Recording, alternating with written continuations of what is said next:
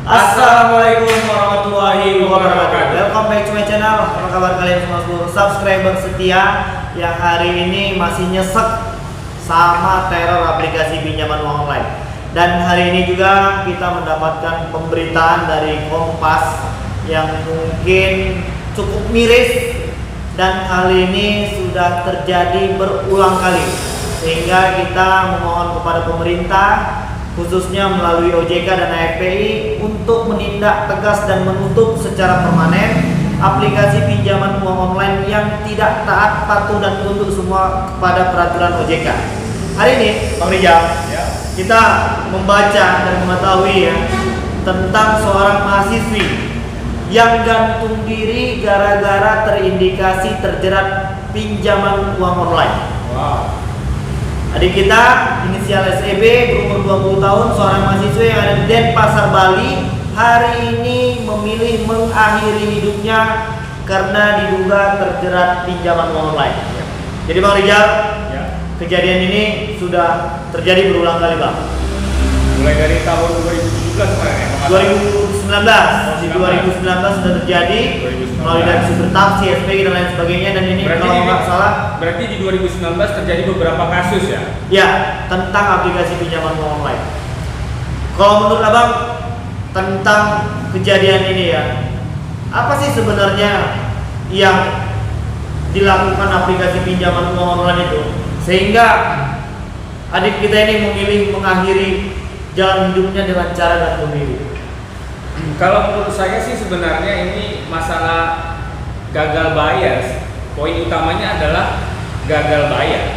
Gagal bayar. Jadi gagal bayar itu menyebabkan mungkin dia malu, depresi sama teman-temannya, keluarganya gitu. Stres ya. Malu gitu. Sifatnya ujung-ujungnya malu gitu. Ya, itu tadi memang salah satu strategi penagihan aplikasi pinjaman uang online itu memang seperti itu. Dan kita masih terus berharap kepada pemerintah agar memberikan aturan-aturan yang benar-benar ketat, Bang Rijal. Benar ketat ya? Ya, karena teror, intimidasi, dipermalukan, disebar data dan lain sebagainya itu cukup mengganggu kejiwaan seseorang. Karena kejiwaan seseorang itu berbeda-beda levelnya. Ya, benar. Tingkat ketahanan stres seseorang itu berbeda-beda. Ada yang memang mungkin tahan banting, ada yang memang mungkin yang sedikit saja langsung pusing. Ya. Jadi memang kalau menurut aku kejadian ini jangan sampai terulang lagi. Ya. Jadi menurut saya ini perlu langkah tegas dari OJK ataupun AFPI untuk menindak tegas pinjol-pinjol kira-kira yang menyebabkan memicu hal-hal ini bisa terjadi di kemudian hari. Dan kita tidak mau ada lagi korban yang terus berjatuhan. Ya, harapannya ini tindakan-tindakan preventif ke depannya harus dilaksanakan dengan tegas. Kita tidak mau ini hal terulang kembali. Kalau memang perlu diberantas habis, Bang ya. Ini pinjol-pinjol yang mungkin ilegal ini yang. Ya kalau menurut saya sih kita nanti nggak boleh, kita juga nggak tahu ini pinjol yang mana ya. Ya, tapi rata-rata pinjol itu seperti ini penagihannya. Penagihan seperti ini. Ya.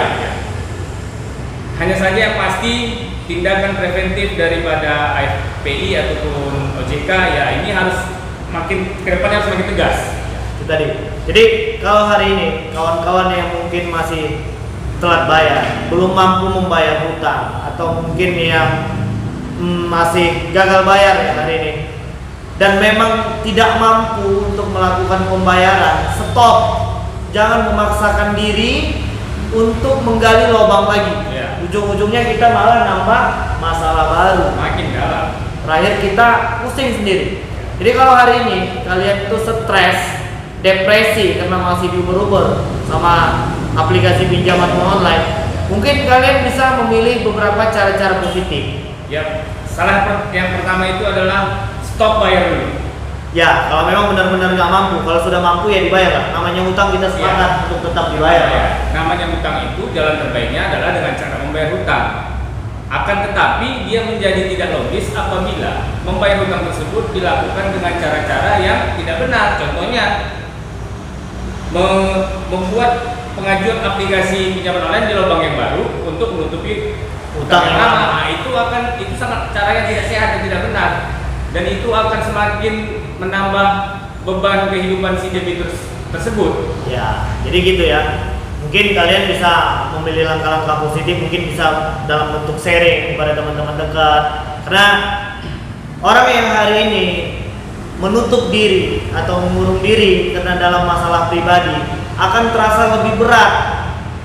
Bagaimana cara meringankannya? Mungkin kalian bisa sharing kepada orang-orang yang mungkin punya pengalaman, kepada orang-orang yang mungkin lebih punya pengetahuan di bidang itu. Yang kedua, ya kita apapun ceritanya Bang, apapun masalah kita hari ini sudah pasti kita bisa menghadapinya karena itu sudah janji Tuhan ya Bang ya.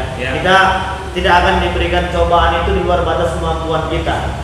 Dan saja kita mungkin kurang bersabar. Ya, sekarang itu ya kita memang butuh ketenangan dan sabaran tadi. Karena solusi utang ini cuma satu, bayar utangnya. Dan yang sekarang menjadi masalah itu kita memang benar-benar gak mampu untuk membayar. Ya. Jadi makanya salah satu cara yang paling gampang, mudah dan gratisan itu dekatkanlah diri kepada Tuhan. Mohonlah petunjuk dan bimbingan. Dan yang kedua, kalian mungkin bisa memilih cara untuk fokus kepada kesehatan, pekerjaan dan diri sendiri. Ya. Jadi kalau seandainya 3 hal ini kalian bisa tersinkron dengan baik, maka secara otomatis juga kita akan gampang buat membayar utang. Kita akan punya kekuatan baru untuk mengatasi utang tersebut. Ya, itu tadi dia. Jadi tapi kalau cara awalnya ya diri kita harus benar dulu. Betul. Kalau nggak benar, ya kedepannya pasti nggak benar semua. Karena semuanya dimulai dari diri kita sendiri. Ya. Jadi memang ketika kalian bisa menguasai diri kalian, bisa membuang rasa takut dan kekhawatiran, masalah akan selesai. Utang kalian hari ini tidak seberapa, hanya butuh waktu untuk bisa menyelesaikan. Yes, benar. Ya kan? Benar, kalau benar. hari ini misalnya kita udah terjebak di satu aplikasi, terus kena diuber-uber, kita pinjam lagi di aplikasi yang lain. Jangan. Setiap aplikasi itu sudah pasti ada biaya denda, bunga, riba dan lain sebagainya. Itu konyol. Ya, itu konyol. Kalau konyol, kita bayar utang dengan mengajukan aplikasi untuk bayar utang, itu konyol. Itu tadi. Jadi bersabar dulu ya Bang. Syaratnya ya udah, kalau memang nggak ada uang, stop bayar dulu. Stop bayar itu kuncinya. Dalam artian stop bayar bukan kita tidak bayar, kita hanya menunda pembayaran agar kita bisa menyelesaikannya dengan cara-cara yang benar. Oke, jadi udah cukup jelas ya guys, dan kita mengucapkan turut berduka cita yang sedalam-dalamnya untuk atas hari tragedi ini keluarga yang mungkin ditinggalkan. Mudah-mudahan diberikan kesabaran dan ketabahan ya. Dan kita kedepannya nggak mau lagi ada korban yang mungkin terus berjatuhan karena teror dan intimidasi dari aplikasi pinjaman uang online. Kedepannya jangan sampai ini terjadi lagi, harapan saya seperti itu. Oke, Bang Rijal. Jadi mungkin itu dulu Bang Rijal ya. Mungkin nanti di kedepannya atau ada lagi yang pengen diceritain Bang Rijal? Kalau saya sih menegaskan, intinya kuncinya kalau hutang ini, kalau nggak punya uang stop bayar dulu. Ya, kita sependapat ya. Dalam artian bukan kita mau menghindari utang, tapi agar kita punya kekuatan baru untuk membayar utang tersebut. Di pause dulu ya. Di pause dulu aku ceritanya. Jangan menggunakan cara-cara yang tidak benar untuk melunasi utang, itu nggak akan berhasil. Contohnya gali lubang tutup lubang. Masalah kasus pinjol seperti itu banyak. Gali lubang tutup lubang, gali lubang tutup lubang. Nggak ada selesainya. Hari ini ujung-ujungnya depresi. Ya, benar. Dan hari ini seperti masalah yang terjadi di Denpasar Bali ini, seorang mahasiswi ini cukup mengenaskan menurut saya Bang. Karena memang bagaimana perasaan orang tuanya, keluarganya yang mungkin hari ini juga sudah berjuang habis-habisan untuk menyekolahkan dan menguliahkan anaknya, tiba-tiba hanya karena depresi dari teror aplikasi pinjaman online ini sampai memilih mengakhiri hidupnya.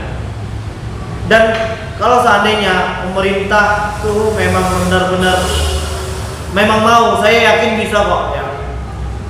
Kita yakin juga OJK sampai dengan hari ini pasti mampu dan memang sudah benar-benar bekerja. Dan hari ini memang pinjol ini tergolong bandel. Hari ini ditutup, besok nongol lagi. Hari ini ditutup, besok nongol lagi. Yang ngetrennya sekarang cloningan dia Bang. Ya itu tadi, beranak dia kalau namanya ya. Dalam satu aplikasi itu bahkan mungkin ada sampai 6-7 aplikasi yang tapi adminnya satu, yang secara bersamaan memberikan pinjaman. Yes. Sehingga kita pusing, yang mana tenornya itu juga cuma 7 hari untuk bisa dilakukan pelunasan dengan bunga yang tinggi lagi. Dan itu merupakan sebuah kegilaan. Jadi memang stop pinjol, kita harus pinjol. Stop bayar pinjol kalau memang nggak ada uang. Dan stop minjol, jangan minjol lagi. Sudah pasti banyak efek negatif yang mereka berikan di balik semua kemudahan yang hari ini mereka janjikan. Pasti. Jadi setuju Bang ya, kita stop minjol. Stop pinjol bagi yang belum pinjol. Yang udah minjol Stop bayar kalau belum ada uang. Ya, itu juga boleh. Oke, jadi mungkin itu dulu ya yang bisa kami sampaikan di video ini. Tonton terus video kita pengen ngebahas terus tentang aplikasi-aplikasi pinjol yang hari ini sedang tumbuh subur di Indonesia. Jadi mungkin itu dulu Bang Rijal. Di video yang selanjutnya kita akan pengen bahas yang tentang pinjol-pinjol lagi lah, isu-isu yang ngetren mungkin hari ini terkait masalah pinjol. Oke Bang, jadi mungkin itu dulu Bang. Assalamualaikum warahmatullahi wabarakatuh.